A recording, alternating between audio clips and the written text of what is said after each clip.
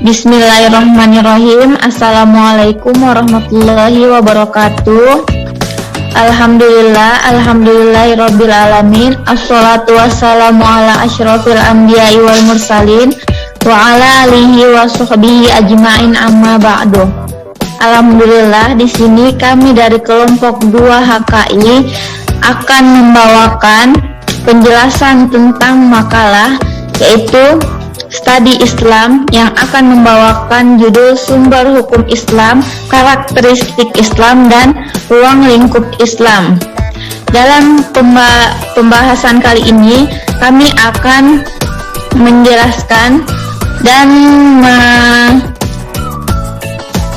menjelaskan rumusan-rumusan masalah yang telah kita dapat pada judul kali ini, yaitu yang ada pun rumusan masalah yang pertama yaitu apa yang dimaksud dengan sumber hukum Islam, yang kedua apa yang dimaksud dengan karakteristik Islam, yang ketiga yaitu apa yang dimaksud dengan ruang lingkup Islam.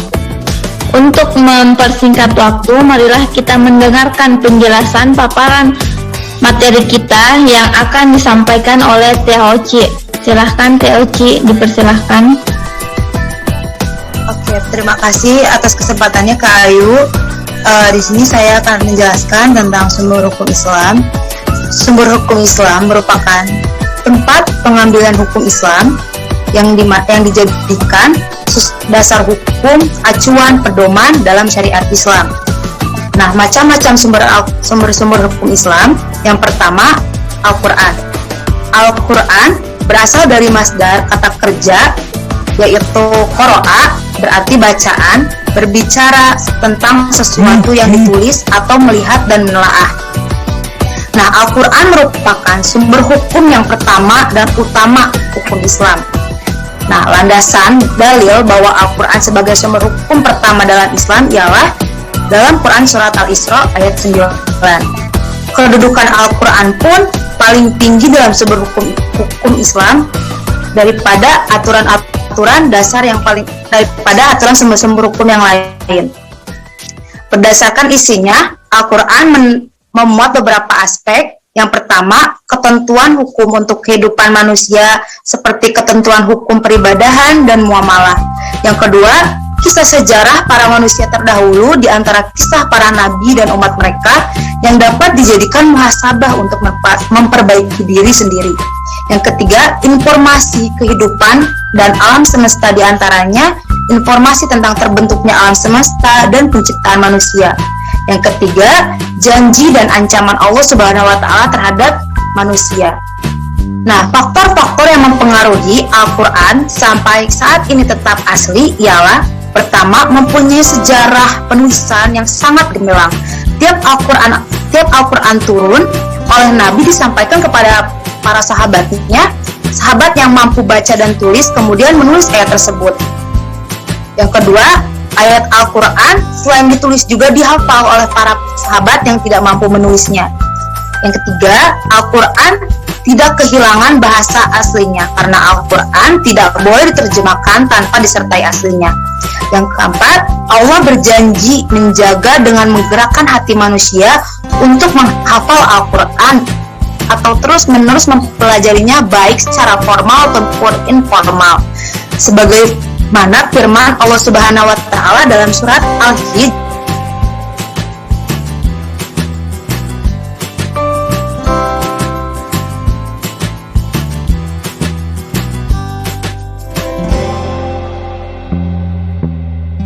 yang sesuai dengan ilmu teknologi modern. Nah, sumber hukum yang kedua ialah Al-Hadis dan Sunnah.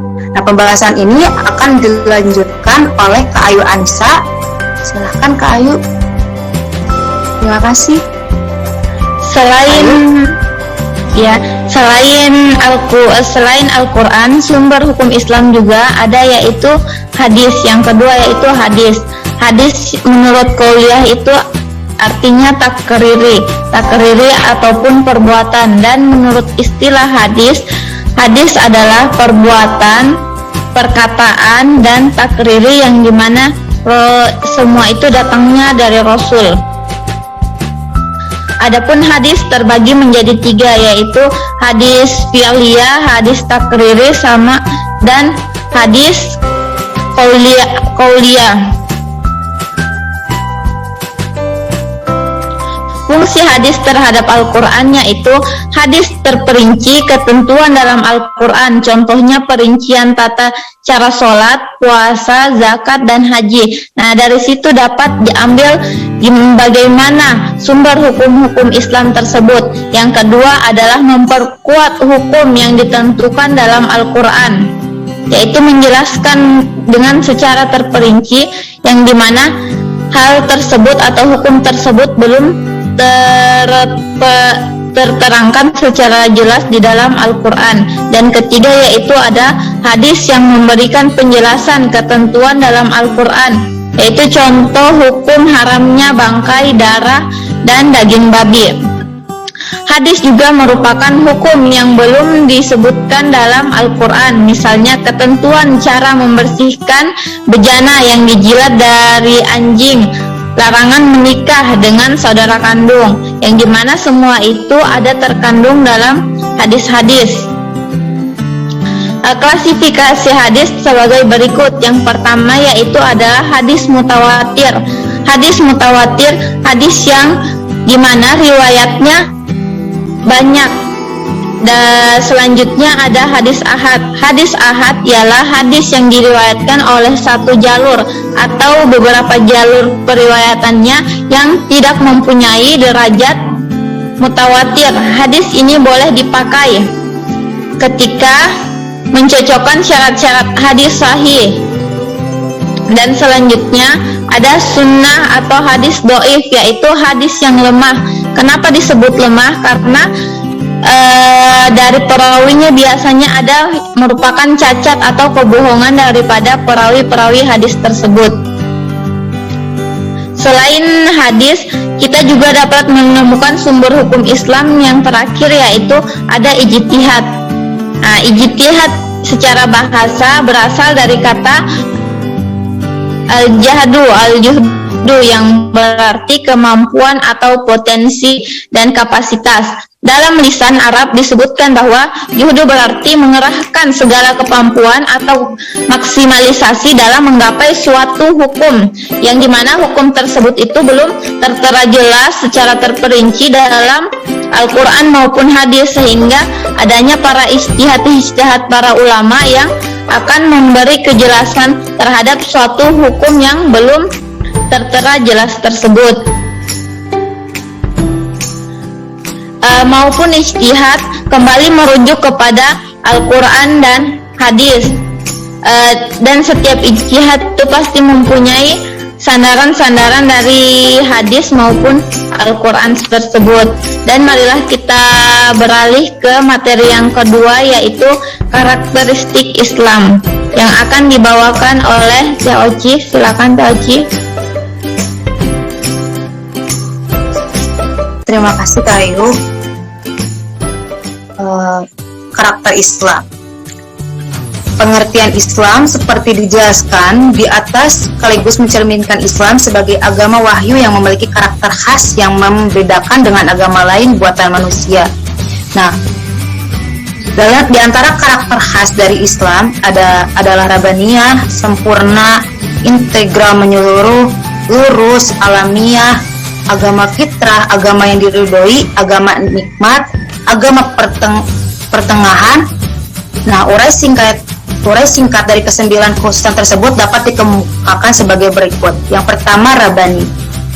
Islam adalah satu-satunya agama Rabbani atau agama wahyu. Jadi makna Islam sebagai agama Rabbani artinya Islam merupakan agama satu-satunya yang diturunkan oleh Allah Ta'ala Rabbul Alamin, sebab Al-Quran dan Sunnah yang merupakan sumber hukum Islam datang dari Allah Tuhan semesta alam. Yang kedua, sebagai agama sempurna yang diturunkan oleh Allah Subhanahu wa Ta'ala, maka Islam menjadi agama yang sempurna. Sempurna artinya tidak lagi membutuhkan penambahan dan pengurangan. Nah, kesempurnaan Islam ditegaskan oleh Allah dalam Al-Quran surah Al-Maidah ayat 3. Nah, menurut Ibnu Abbas radhiyallahu anhuma, agama yang dimaksud dalam ayat al-yauma akmaltu lakum dinakum adalah Islam. Allah mengabarkan kepada nabinya dan kaum mukmin, Dia telah menyempurnakan keimanan untuk mereka sehingga mereka tidak membutuhkan tambahan sama sekali. Dan Allah telah melengkapinya sehingga tidak boleh dikurangi sedikit pun. Yang ketiga, agama yang integral. Sebagai agama wahyu dan kamil, Islam telah mencakup seluruh aspek kehidupan integral, yaitu mencakup sisi dalam aspek kehidupan manusia. Sebab Al-Quran dan Hadis sebagai pedoman hidup umat Islam telah menjelaskan segala hal yang dibutuhkan manusia dalam kehidupan mereka, sebagaimana Allah telah tegaskan dalam surah An-Nahl ayat 16. Nah, materi selanjutnya yaitu ruang lingkup Islam akan dilanjut oleh Kak Ayu. Terima kasih. Nah, selanjutnya ada ruang lingkup Islam.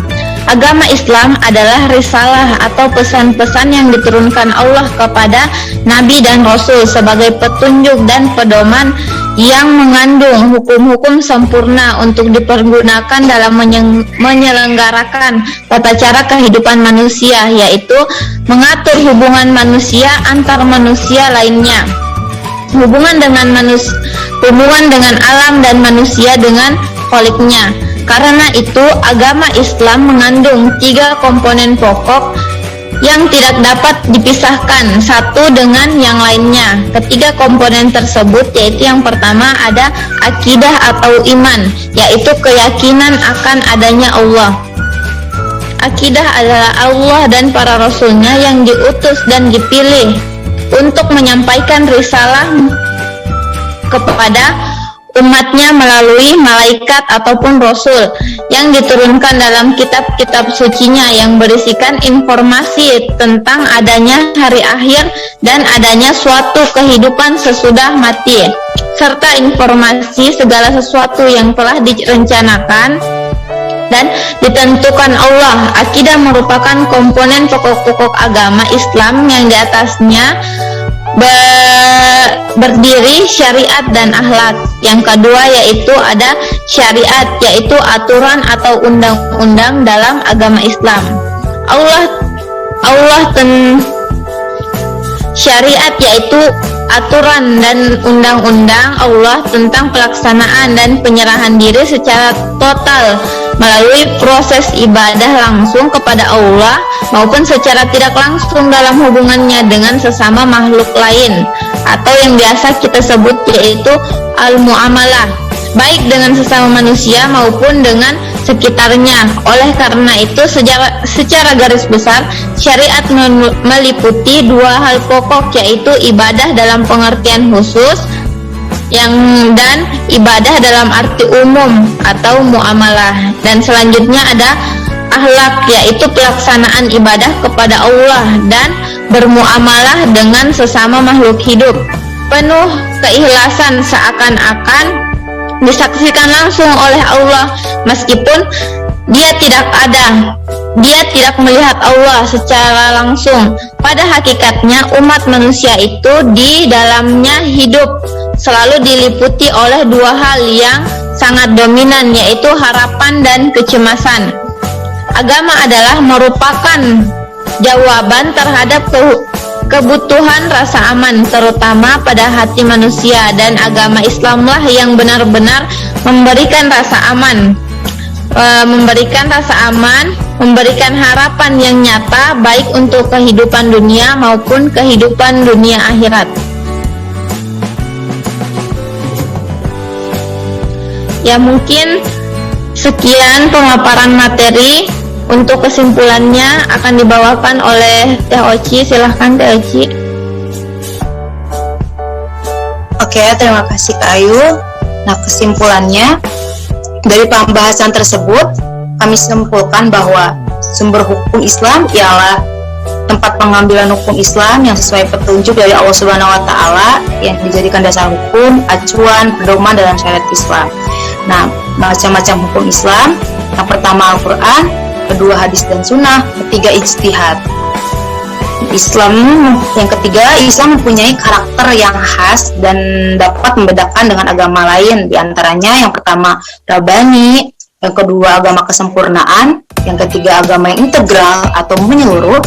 Nah, selanjutnya keempat ruang lingkup agama Islam yang mengandung 3 komponen pokok yang tidak dapat dipisahkan, yaitu akidah atau iman, yaitu percaya akan adanya Allah dan Rasul. Kedua, syariah, yaitu aturan undang-undang. Yang ketiganya akhlak, yaitu pelaksanaan ibadah kepada Allah. Terima kasih. Ya, mungkin cukup sekian